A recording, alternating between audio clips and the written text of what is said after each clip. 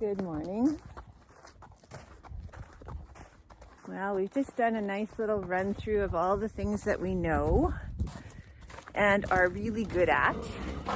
Yeah, we've loaded into the trailer a few times and we've put on the saddle a bunch of times. I have not been able to do it up, but I can put the rigging down beside her on the off side now before she walks away, and this is all her choice. I'm trying to keep it at her pace. And now we're going to just go for a nice easy walk and enjoy this really, really amazing November day. I don't even have my toque on.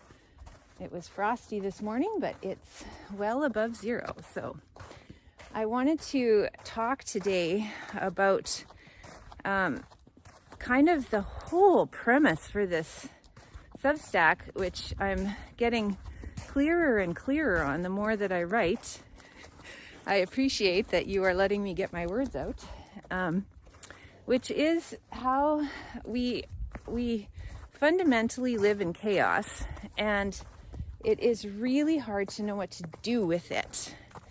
And I think if you're like me, what you want to do is try and clean it up. You want to control the chaos. You want to stick your arms into it and just make it better.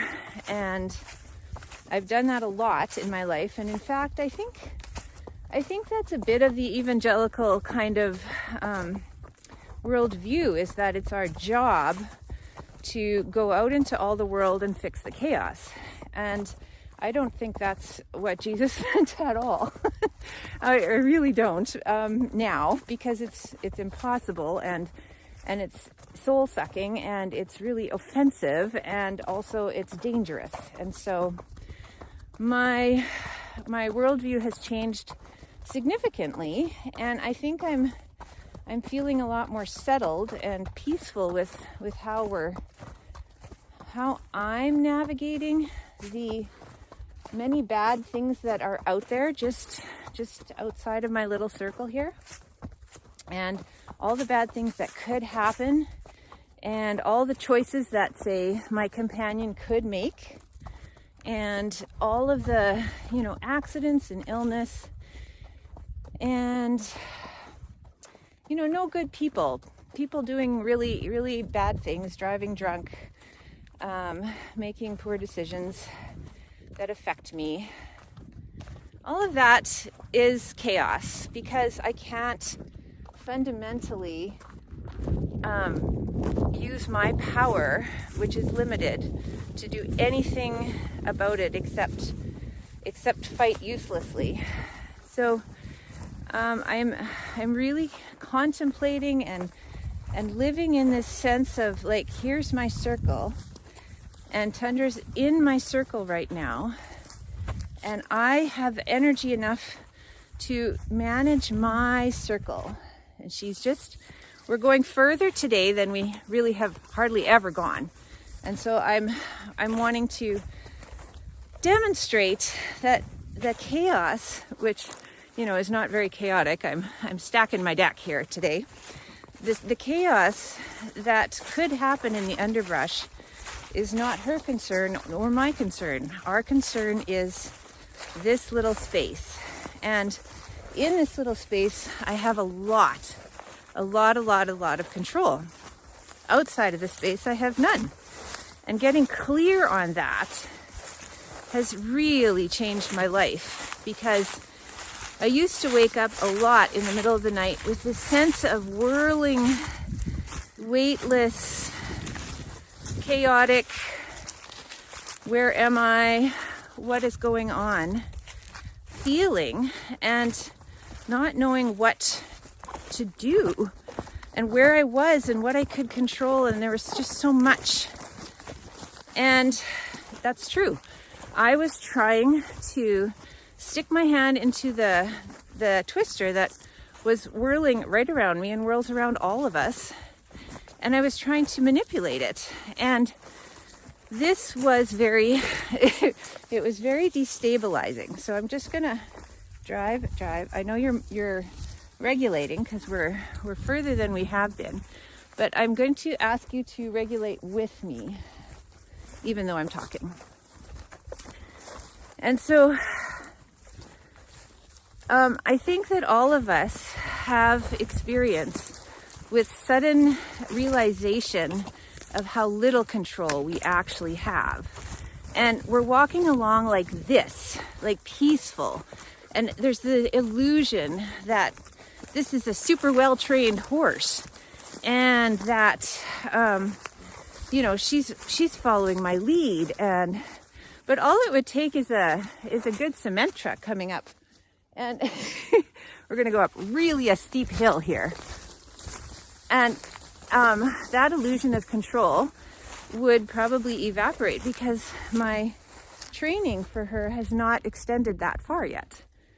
And so I'm growing her confidence in me, but it has to be really focused on what I actually have as my area of authority, and realizing that if something comes at us, we are both going to have to work with whatever skills we've accrued. and they might not be enough for us to stay as a nice little happy herd. It might be that I have to let go of this rope and let her run home. I don't know, but I have to be open to that possibility because I'm going to make this the title. Hope is not a strategy. That is something I've said to myself a lot. Hope is not a strategy. Hope is hope, but it's not a strategy. So strategies are the things we do to exert our energy and control. And the strategies that I am favoring now are the ones that make my space here safer, my sense of my boundaries more clear, my nervous system more calm, because the chaos out there, the cement trucks, the lightning, the 45-degree below weather that's coming, the gunshots, the things that go bump in the night are outside of what I can manage, and I don't need to manage them. I don't need to wake up in the middle of the night and be worried about them because they're just going to happen. That's just the background to our life.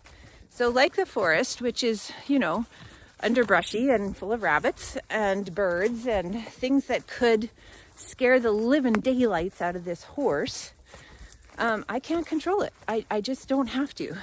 I am creating instead this little circle of super certain, calm, purpose, meaning, skills, awareness, some presence, some use of my energy. See, I always go to pulling, and I need to push. Good girl. I need to drive when she does that. And all of that is making a difference for Tundra's choices. Now, and this is where this illusion thing comes in. I'm not controlling Tundra. I can't possibly control. She's 1,000 pounds. My goodness, like this little rope is not controlling her. She's choosing. This is a choice. And this choice is something I'm facilitating. I facilitate her choosing to stay in my pocket like this. And I facilitate it, yes, with treats, but not entirely. Like the more powerful thing is how safe does she feel my circle is? Oh my goodness, look up there. Let's see if I can show you. There's some swans. Oh, I don't know if I'm getting them. Anyway, beautiful. Absolutely gorgeous. Anyway, and so I have totally changed the story for how I am, not just with my horse, but with my people. Oh, you're just investigating. That's not even edible.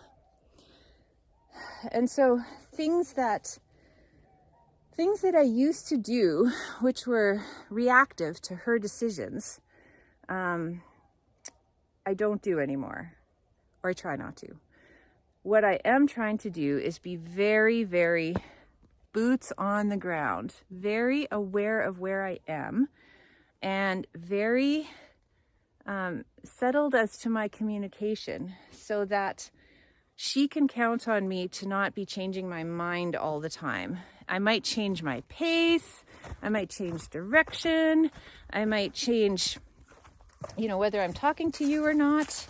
I might change many things, but I am going to keep talking to her in the same ways. And I am going to keep managing my little space in the world.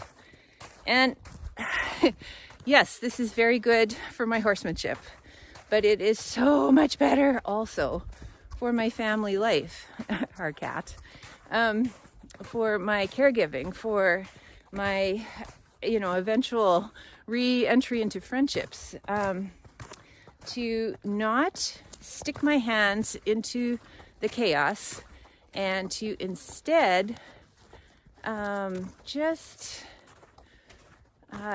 manage my own space. And so I just had a phone call there from my doctor. So anyway, that was my thought for today. I really appreciate you guys coming along on these walks, and I'm just loving this weather as long as we have it. And it's lovely to have a horse to reflect how I'm doing with my management of my space.